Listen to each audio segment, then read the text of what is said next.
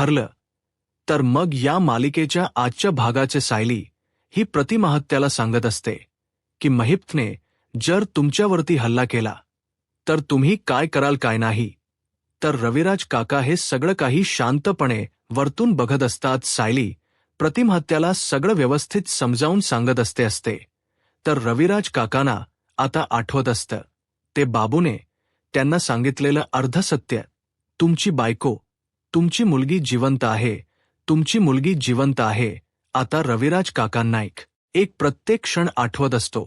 मग हळूहळू त्या आता चिंतित होत चाललेले असतात. त्यांच्या मनात बरेचसे प्रश्न उद्भवत असतात की हे सगळं काय सुरू आहे, कशासाठी वगैरे. त्यांना प्रतिमा त्या घरी परत आलेला प्रसंग पुन्हा एकदा आठवतो आणि मग त्यांना आठवतं की तेव्हा प्रतिमा त्या किती घाबरलेली भेदरलेली होती आणि आत्ताची प्रतिमा किती बेधडक बिंदास्त आहे. आत्ताची प्रतिमा ही स्वतःहून महिप्तला सामोरी जायला तयार झालेली, पण तेव्हाची प्रतिमा ही साधी तिच्याच माणसांसमोर सुद्धा यायला घाबरत होती. आता हा सगळा गॅप तो मोजत असतो. तर आता त्याला आठवतं त्या दिवशी प्रतिमा त्यांनी किती हक्काने येऊन रविराज काकांना सांगितलं, हो मला हे एवढं सगळं सामान तुम्ही आणून द्यायचं आणि याच्यातले 4 जिन्नस तर अगदी लगेच आणून द्यायचेत, कारण मला हे जिन्नस ताबडतोब हवे आहेत. तुम्ही पेपर वाचत नंतर बसा, आधी मला ते जिन्नस आणून द्या. त्याबरोबर दुसरीकडे सायली ही प्रतिमाहत्याची अगदी छान व्यवस्थित तयारी करून घेत असते. रविराज काकांना आता त्यांच्या अपघाताचा प्रसंग आठवतो आणि अपघाताचा प्रसंग आठवल्याच्या नंतर ते जरा अस्वस्थ होऊन जातात. म्हणजे अपघात आठवल्यानंतर रविराज काकांना सुद्धा टेन्शन येतं आणि ते सुद्धा त्या घडून गेलेल्या गोष्टींचा विचार करू लागतात. इतक्यात त्या ठिकाणी आता ते विचार करत असताना अर्जुन येतो आणि रविराज काकांच्या पाठीवरती अलगद हात ठेवतो. आता अर्जुनने येऊन इतक्या अलगद हात ठेवले यावर मग रविराज काका अर्जुनकडे बघतो. तर अर्जुन रविराज काकांना डोळ्यांनीच खुणावून धीर देत असतो. तो रविराज काकांना हेच सांगण्याचा प्रयत्न करत असतो की तू काही काळजी करू नकोस, मी तिथे असणार आहे आणि मी असताना मी प्रतिमा त्याला काही सुद्धा होऊ देणार नाहीये.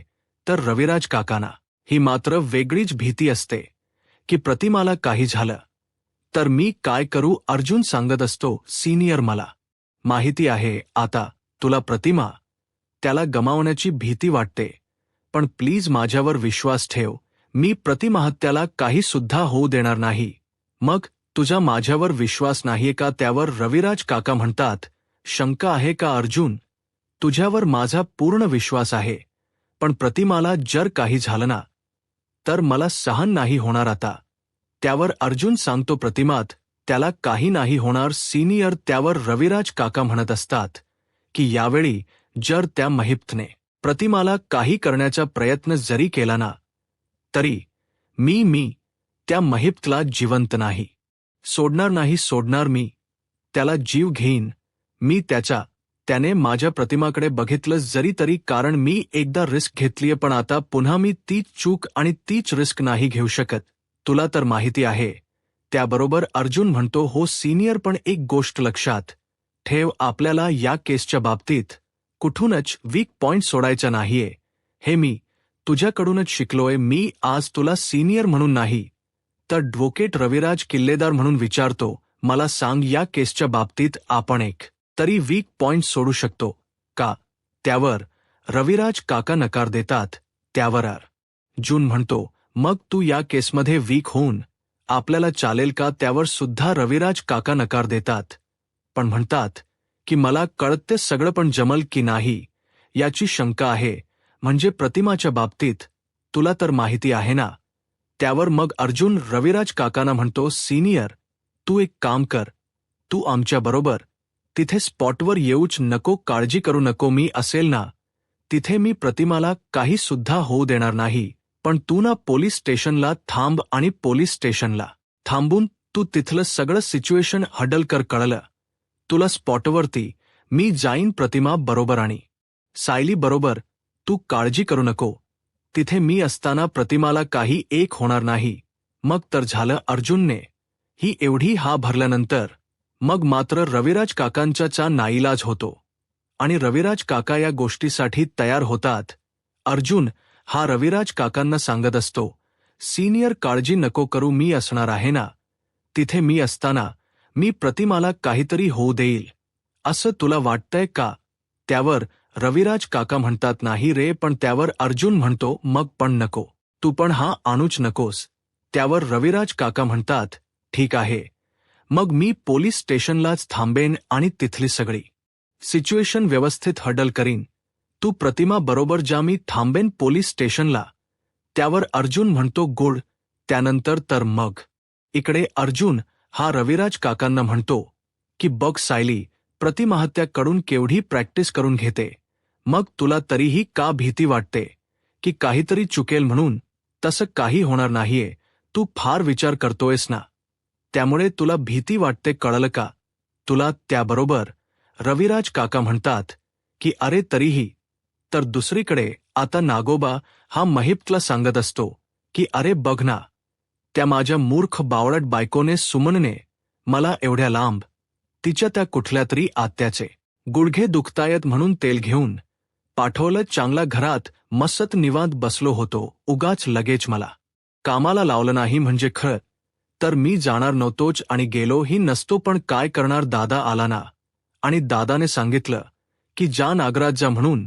मग काय, दादा आला त्यामुळे मला नेहमीप्रमाणे गुपचूप जावं लागलं.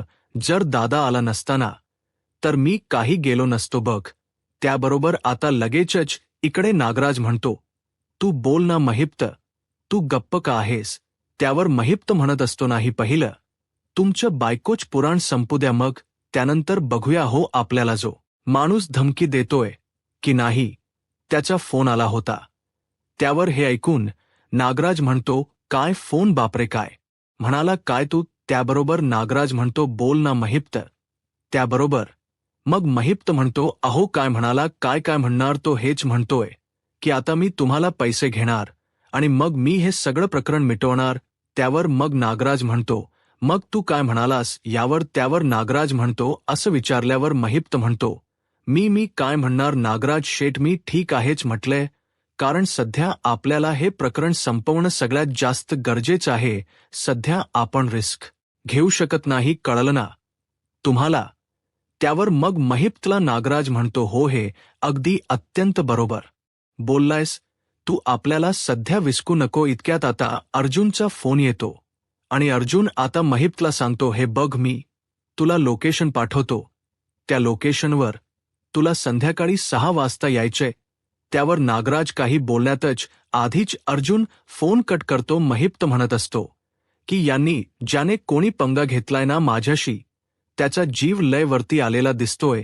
1 मिनिट आणि मग तो त्याच्या 2 लोकांना बोलावतो आणि सांगतो, एक काम करा, आज आपले सुरे कोयते चाकू सगळं काढून घ्या आणि त्यांना मस्त धाराबिरा काढून घ्या आणि आपले आणखीन 4-5 पंटर लोक सुद्धा तयार ठेवा. मी तुम्हाला जो पत्ता पाठवतो त्या पत्त्यावर मी पोहोचण्याआधी तुम्ही पोहोचा आणि तिथे सगळी तयारी व्यवस्थित करून ठेवा, कळलं का? त्याबरोबर ती लोक लगेच म्हणतात की हो नागराज, महिप्त शेठ. आणि मग ती तिकडं निघून गेल्यावर आता नागराज याला सुद्धा महिप्त माझ्याबरोबर चल असं म्हणतो. त्याबरोबर लगेचच आता तो म्हणतो की अरे नाही, नको, मी कशाला येऊ तिकडे, नाही, म्हणजे तो जो कोणी माणूस आहे त्याला फक्त तुझ्याबद्दलच माहिती आहे ना, मग मी सुद्धा तिकडे येण्याची काय गरज आहे? नाही, म्हणजे मी सुद्धा जर तिकडे आलो तर मग याला माझ्यावरती सुद्धा शंका येईल आणि माझ्यावरती त्याला अजूनही शंका नाहीये, म्हणजे या सगळ्यामध्ये आपण दोघं होतो हे त्याला माहीतच नाहीये. मग जर त्याला ही गोष्ट माहीत नाहीये तर मी तिकडे यायलाच नको. त्याबरोबर लगेचच महिप्त म्हणतो, त्याला माहीत नसलं तरी मला माहिती आहे ना नागराज शेठ, आणि काय आहे ना, आज त्याला आपण शेवटची श्रद्धांजली द्यायला चाललोय, त्यामुळे तुम्हाला तिकड यायलाच हो. त्यावर लगेचच इकडे नागराज म्हणतो, अरे पण तरी सुद्धा नको, म्हणजे त्याने जर मला सुद्धा पाहिलं तर सगळी गडबड होऊन जाईल ना. त्याने आतापर्यंत फक्त तुला पाहिलं, मग मी कशाला येऊ तिकडे? त्यावर महिप्त हा म्हणत असतो की नागराज शेठ काळजी करू नका, तो जो कोणी माणूस आहे तो आज एकदा का तिकडे आला ना की आजच्या नंतर तो पुन्हा कधीच तो कुठेच जाऊ शकणार नाही, याची व्यवस्थित काळजी आपण घेऊ. हा चला, तुम्ही लांब उभे राहावं. तर पण मी बोलवल्यावर तरी जवळ याल ना. नमस्कार तर करा. कोण आहे तो माणूस, त्याच्या अंत्यात मेला शांती मिळावी यासाठी प्रार्थना करा. कळलं का? पण तुम्ही माझ्याबरोबर चला, काळजी करू नका. त्या माणसाला काय मी पुन्हा जिवंत येऊ देत नाही, ही जबाबदारी महिपची. मग तर झालं. त्याबरोबर मग आता नागराज म्हणतो की ठीक आहे, मग जर एवढं तू म्हणत असशील तर येतो मी तुझ्याबरोबर. आणि मग आता महिप्त आणि नागराज हे दोघेही जण जायला तयार झालेले असतात. महिप्त म्हणत असतो, त्याचे 5 घाव करणार, 5 तुकड्यात 5 घाव, आणि त्याला संपवणार. त्याने मला 5 वेळा त्रास दिलाय. म्हणजे पहिलं तर त्याने मला ते धमकी दिली आणि नंतरन 5 वेळा फोन. त्याबरोबर दुसरीकडे आता चैतन्याने अर्जुनला कॉल करून सांगितलेलं असतं की अर्जुन, मी 5 ठिकाणी कॅमेरे प्लेस केलेत. तर आता अर्जुन हा लगेचच प्रतिमात या आणि सायलीला म्हणतो की चला, आपण नागराजला खरंच महिप्तला खरंतर संध्याकाळी 6 वाजता भेटायला बोलावलं, पण आपण तिथे त्याच्या आधी पोहोचायला हवं. त्यामुळे आपण लवकरच निघूयात. त्याबरोबर मग लगेचच तो त्या दोघींनाही घेऊन तिकडं निघत असतो. त्यावर सायली ही लगेच आता म्हणत असते, अहो थांबा, आपण देवी आईच दर्शन घेऊ आणि त्यानंतरच बाहेर पडू. त्याबरोबर आता सायलीने असं म्हटल्याबरोबर प्रतिमात्या सुद्धा म्हणते की हो, त्या दिवशी माझं दर्शन घ्यायचं होतं, पण मला अचानक मध्ये चक्कर आली आणि त्यामुळे माझं दर्शन घ्यायचं राहून गेलं. त्याबरोबर रविराज काका हे प्रतिमात्याला सांगत असतात की हे बघ प्रतिमा, तू जाशील तेव्हा सांभाळून जा. प्रतिमात्याही सांगत असते, आपण एकदा देवी आईचे दर्शन घेऊ, म्हणजे मला सुद्धा बरं वाटेल. त्यावर अर्जुन म्हणतो ठीक आहे, तुम्ही दर्शन घ्या. त्यावर प्रतिमात्या सगळ्यांनीच दर्शन घेऊया असं म्हणते. मग अर्जुनही ह्या गोष्टीसाठी तयार होतो. प्रतिमात्या म्हणते, कदाचित देवी आईचं दर्शन घेतल्यानंतर तरी माझ्या मनाला तिथे पोहोचेपर्यंत शांतता वाटेल. सायली म्हणते, हो बरोबर आहे तुमचं प्रतिमात्या, चला, मला सुद्धा तसंच वाटते. देवी आईचे दर्शन घेतलं, तिचा आशीर्वाद मिळाला की आपल्याला दोघींनाही बरं वाटेल. त्यानंतर मग अर्जुन आणि रविराज काका सुद्धात यांच्याबरोबर दर्शनासाठी जातात. त्याबरोबर मग आता लगेच सायली, अर्जुन, रविराज काका, प्रतिमाहत्या, त्याचबरोबर बबर सुमन काकी सुद्धा आता देवी आईच दर्शन घेते. सुमन काकीची सुद्धा हीच इच्छा असते की महिप्त पकडला जावा आणि महिप्तला शिक्षा मिळावी. त्याबरोबर आता रविराज काका सुद्धा प्रार्थना करत असतात की या सगळ्यातून सगळं जे करायला घेतले तेच निष्पन्न होऊ दे, म्हणजे आम्हाला योग्य तो मार्ग सापडू दे आणि जे काही घडायचंय ते सगळं चांगलं घडू दे. मग आता सगळं काही व्यवस्थित व्हावं यासाठी सायली सुद्धा कसोशीने प्रार्थना करत असते. याबरोबर अर्जुन सुद्धा आता देव्या आईचे आशीर्वाद घेतो जेणेकरून सगळं व्यवस्थित व्हावं. तर प्रतिमात्याही देव्या आईच औक्षण करत असते आणि सगळेच जण युद्धाला जाण्यासाठी आपल्या आपल्या बाजूने तयारी दर्शवत असतात. त्याबरोबर मग आता इकडे सायली ही प्रतिमात्यांना पुन्हा एकदा म्हणते, प्रतिमात्या, तुम्हाला घाबरायची गरज नाहीये, तुमच्याबरोबर मी आणि हे असणार आहोत. त्यानंतर मग रविराज राज काका सुमन काकीला म्हणतात, सुमन, आम्ही सगळे. त्यावर सुमन काकी म्हणते, भाऊजी, मी तुमचं बोलणं ऐकले आणि तुम्ही काळजी करू नका, सांभाळून जा. तुम्ही जे काम करायला चाललाय त्यामध्ये यशस्वी होऊनच तुम्ही घरी याल, माझा पूर्ण विश्वास आहे. बिनघोरपणे तुम्ही सगळेजण जा. त्याबरोबर आता हे ऐकून सगळ्यांना बरं वाटतं. मग आता सगळे जण हे तिकडन घराबाहेर पडू लागतात. त्यावर रविराज काका हे पुन्हा एकदा अर्जुनला सांगतात, अर्जुन, सांभाळून जा आणि सगळं काही व्यवस्थित सांभाळ प्रतिमाला.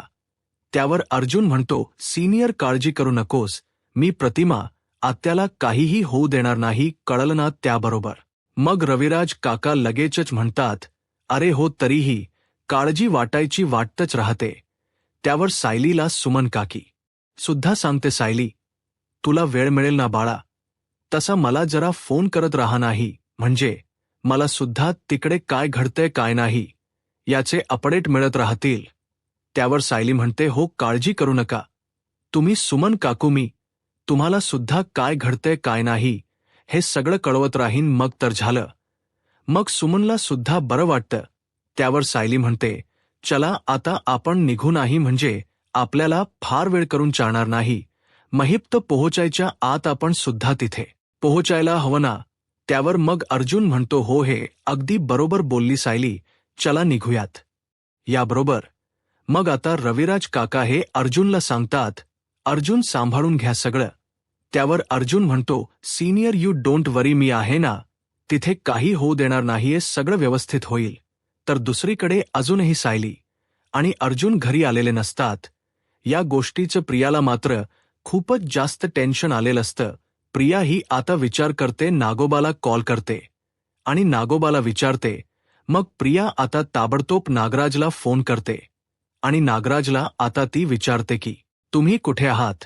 त्याबरोबर नागराज प्रियापासून खरंतर गोष्टी पुन्हा एकदा लपवणार असतो. तर रिया त्याला म्हणते, तुम्ही सरळ प्रश्नाचे उत्तर देऊ शकत नसता का हो, मी तुम्हाला मुद्दामून कॉल केलेला नाहीये किंवा त्रास देण्यासाठी सुद्धा कॉल केलेला नाहीये, मी तुम्हाला हे सांगायला कॉल केलाय की अजून इतका वेळ झाला तरी सायली आणि अर्जुन हे घरी आलेले नाहीयेत. सायली आणि अर्जुन घरी आलेले नाहीयेत ना, म्हणूनच मला काळजी वाटते की नक्की काहीतरी गडबड गफलत असू शकते आणि म्हणूनच मी तुम्हाला कॉल केलाय. काय झालं, बोला लवकर, तुम्ही कुठे आहात. त्यावर मग आता महिप्तला शंका येते की कदाचित सायली आणि अर्जुनच तर पोहोचले नसतील ना आता महिप्तपर्यंत. मग आता प्रिया म्हणते, बोला काय झालंय. मग नागराज प्रियाला सगळं काही खरं सांगतो. प्रिया म्हणते, बाप रे, हे एवढं सगळं घडलं आणि तुम्ही मला सांगितलं सुद्धा नाही, असे कसे वागता हो. तुम्ही दोघजण मला वेळेवर गोष्टी सांगत नाही ना तुम्ही, आणि नंतरन मग सगळा गोंधळ घालून बसता. आता मला एक काम करा, लोकेशन पाठवा, तिकडचं मी तुम्हाला भेटायला ताबडतोब येते. त्यावर नागोबा म्हणतो, प्रिया इथे काय वन भोजन सुरू आहे का की मी सुद्धा येणार, म्हणून अजिबात नको, तू तिकडेच थांब, आपण तिकडे आल्यावर भेटू, कळलं का तुला. त्याबरोबर मग प्रिया म्हणते, तरीही तुम्ही मला लोकेशन पाठवून ठेवा, नाही कारण काय आहे ना सायली आणि अर्जुनने जर तुम्हाला माती चारलीच तर तिकडे तुमच्या मदतीला येण्यासाठी दुसरं कोणीही नाहीये, मी वगळले तर त्यामुळे मला तिथलं लाईव्ह लोकेशन पाठवून ठेवाच, कळलं ना, कारण तुमच्या मदतीला फक्त तिकडे मीच येऊ शकते, इतर कोणीही नाही. त्याबरोबर लगेचच आता तो म्हणतो की हो पाठवतो, हा पाठवतो, तुला मी लाईव्ह लोकेशन पाठवतो. मग तर झालं, आता फोन ठेव माझी देवी, फोन ठेव. त्यावर ती म्हणते, आणि हो तिकडे काय घडत राहील ते मला सुद्धा कळवत रहा. त्याबरोबर लगेचच नागोबा म्हणतो, हो कळवतो, चल आता फोन ठेव लवकर. त्याबरोबर प्रियाला सुद्धा आता इथे टेन्शन आलेलं असतं. तिकडे काय होणार आणि काय नाही ह्याचाच प्रश्न तिला सुद्धा पडलेला असतो. तिला सुद्धा हेच वाटत असतं की सायली आणि अर्जुनने काही केलं तर मग सगळं उघड होईल आणि सगळं पितळ उघड झालं तर मी सुद्धा खोटारडी आहे हे सगळ्यांच्या समोर येईल. तर इकडे आता नागोबाला सुद्धा टेन्शन आलेलं असतं की आतमध्ये गेलेत तर खरे, पण आतमध्ये जंगलात आता काय होईल, महिप्त गेलाय, काय घडणार, कसं घडणार, सर्वच गोष्टींच टेन्शन इथे आता नागोबाला सुद्धा आलेलं असतं. तर इकडे सायली, अर्जुन, रवी आणि चैतन्य, त्याचबरोबर प्रतिमात्या हे सगळे महिप्तची वाट बघायला थांबलेले असतात. तर इतक्यात आता अर्जुन हा चैतन्यला सांगतो, चैतन्य महिप्त आलाय, महिप्त आता थोड्याच वेळात जंगलात येईल, प्रतिमात्याला रेडी राहायला सांग. त्याबरोबर महिप्त आलाय, प्रतिमात्या रेडी रहा, असं चैतन्य लगेचच प्रतिमात्याला सांगतो. प्रतिमात्या तयारीतच असते. तर इकडे सायलीला पुन्हा एकदा त्यांचा ॲक्सिडेंट झालेला प्रसंग आठवायला लागतो. आता पुन्हा एकदा भूतकाळ तिच्या डोक्यात डोकावतो, पण सायली यावेळी आता तिकडे लक्ष देत नाही. सायली हेच सगळं लक्ष महिप्तवरती केंद्रित करते आणि आता ती महिप्त तिथे आल्यावर महिप्तकडे बघू लागते. त्याबरोबर अर्जुन लगेचच आता चैतन्याला सांगतो, प्रतिमा त्याला सांग निघ महिप्त जवळ जा. त्याबरोबर आता लगेचच तो प्रतिमा त्याला सांगतो. चैतन्याने सांगितल्याबरोबर प्रतिमात्या सुद्धा अजिबात वेळवाया न घालवता पटकन महिप्त जवळ यायला तयार होते आणि ती महिप्तकडे बघतच असते. ते एकटक महिप्तकडे बघून तिला सतत तिचा अपघात झालेला प्रसंग आठवत असतो. आता प्रतिमाला सुद्धा भूतकाळ आठवायला लागलेला असतो. सायलीला सुद्धा इकडे भूतकाळ आठवायला लागलेला असतो. दोघींनाही आपापला भूतकाळ आठवत असतो. आणि महिप्त हा कोण आहे रे, तो कुणी मला भेटायला बोलावलं असं मोठ्या तोयात मोठ्या आवाजात विचारत असतो. इतक्यात त्याच्या समोर येऊन प्रतिमा हत्या उभी राहते. आता प्रतिमा हत्याकडे तो बघतो तर प्रतिमाही त्याच्या समोर उभी असते. आता इकडे सायली आणि अर्जुन प्रतिमाहत्याकडे बघत असतात. कॅमेऱ्यात बघत असतात की कॅमेऱ्यात सगळं काही व्यवस्थित शूट होते ना, कॅमेऱ्यात सगळं काही दिसतंय ना. तर आता कॅमेऱ्यात सुद्धा सगळं व्यवस्थित शूट होत असतं. कॅमेऱ्यातही सगळं व्यवस्थित दिसत असतं. त्याबरोबर महिप्त हा आता प्रतिमाकडे बघतो आणि महिप्तला असं वाटतं की हे सगळं प्रतिमानेच घडवून आणले. प्रतिमाच या सगळ्याची करती करवती आहे. त्यामुळे आता महिप्त हा प्रतिमाला म्हणायला लागतो, तू आहे काही या सगळ्याच्या मागे, तू बोलावलं का मला इथे. त्याबरोबर प्रतिमा म्हणते, 22 वर्षांपूर्वी तू काय केलंस हे फक्त मलाच माहिती आणि मलाच माहिती होतं, समजलं ना. त्याबरोबर मग महिप्त म्हणतो, अगं मग तू बोलावलं का मला इथं, तेच विचारतोय मी तुला. तू बोलावला अशील तर तू खूप मोठी चूक करून बसलीस. स्वतःच्या जीवाला मुखायची तयारी ठेव. नाही 22 वर्षांपूर्वी तू सुटली, पण आता मी तुला सोडणार नाही. तेव्हा तू माझ्या हातून वाचली, पण आता तू वाचणार नाही. आता मी तुला संपवणार. आता तू मरणार असं तू आता म्हणत असतो. त्याबरोबर इकडे सायली आणि अर्जुन सगळं व्यवस्थित शूट करून घेत असतात. तर दुसरीकडे आता प्रतिमात्याही महिप्तकडून त्याच्या सगळ्या गुन्ह्यांची कबुली घेत असते. महिप्त हा प्रतिमात्याला म्हणत असतो, 22 वर्षांपूर्वी मीच तुमचा अपघात घडवून आणला होता, पण तेव्हा तू सुटलीस, तेव्हा तू नाही मेलीस, पण आता तसं नाही होणार. आता तू मरणार. आता तू तुझ्या जीवाला मुकणार. आता तू मरणारच अस. आता तो प्रतिमात्याला सांगतो. प्रतिमात्याही निर्भीडनं त्याच्या समोर उभे असते. महिप्तने आता प्रतिमाहत्यावरती गोळी झाडण्यासाठी बंदूक रोखून धरलेली असते. प्रतिमाते त्याच्याकडे बघत असते. प्रतिमाच्या हातात आता जळक लाकूड असतं. यूट्यूब चॅनलला सबस्क्राईब करा आणि व्हिडिओ लाईक करा. धन्यवाद.